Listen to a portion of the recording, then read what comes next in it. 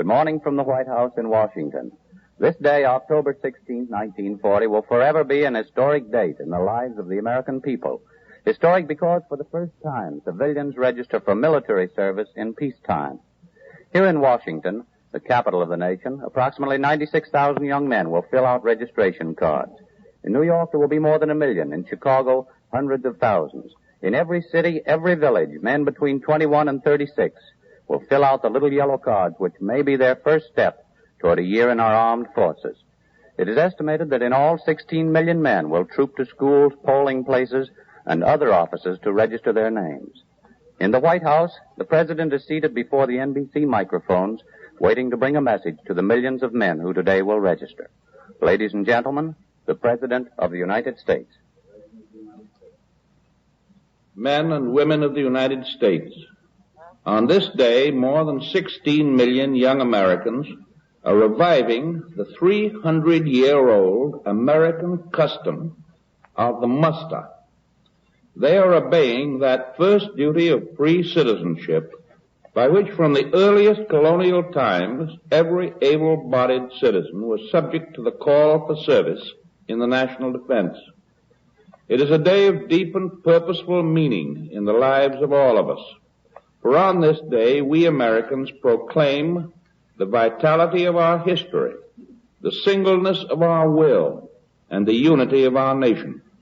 We prepare to keep the peace in this new world which free men have built for free men to live in. The United States, a nation of 130 million people, has today only about 500,000, 500,000 of them, who are officers and men in the Army and the National Guard. But in other nations, smaller in population, have 4 and 5 and 6 million men trained in their armies. Our present program will train 800,000 additional men this coming year, and somewhat less than 1 million men each year thereafter.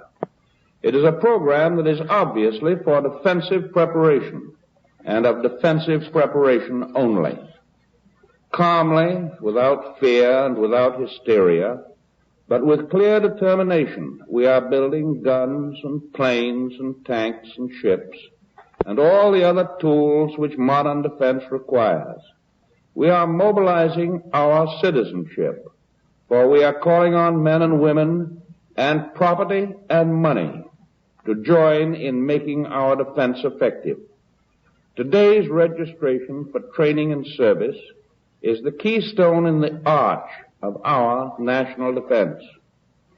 In the days when our forefathers laid the foundation of our democracy, every American family had to have its gun and know how to use it. Today, we live under threats of aggression from abroad, which call again for the same kind of readiness, the same vigilance. Ours must once again be the spirit of those who are prepared to defend as they built, to defend as they worked, to defend as they worshipped. The duty of this day has been imposed upon us from without. Those who have dared to threaten the whole world with war, those who have created the name and deed of total war, have imposed upon us and upon all free peoples the necessity of preparation for total defense. But this day not only imposes a duty, it provides also an opportunity for united action in the cause of liberty, an opportunity for the continuing creation on this continent of a country where the people alone shall be master, where the people shall be truly free. To the 16 million young men who register today, I say that democracy is your cause, the cause of youth. Democracy is the one form of society that guarantees to every new generation of men the right to imagine and to attempt to bring to pass a better world. Under the despotisms, the imagination of a better world and its achievement are alike forbidden. Your act today affirms not only your loyalty to your country, but your will to build your future for yourselves. We of today, with God's help, can bequeath to Americans of tomorrow a nation in which the ways of liberty and justice will survive and be secure. Such a nation must be devoted to the cause of peace, and it is for that cause that America arms itself.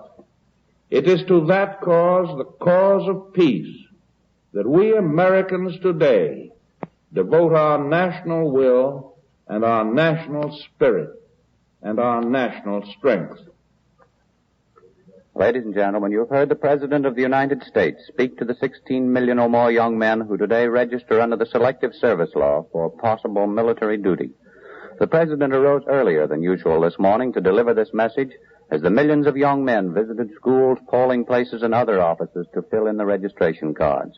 Today's activity marks the first step in the selection of several 100,000 men to begin 1 year's training with the regular Army as provided by the Selective Service Law recently passed by Congress. The President spoke this morning from the diplomatic reception room in the White House in Washington.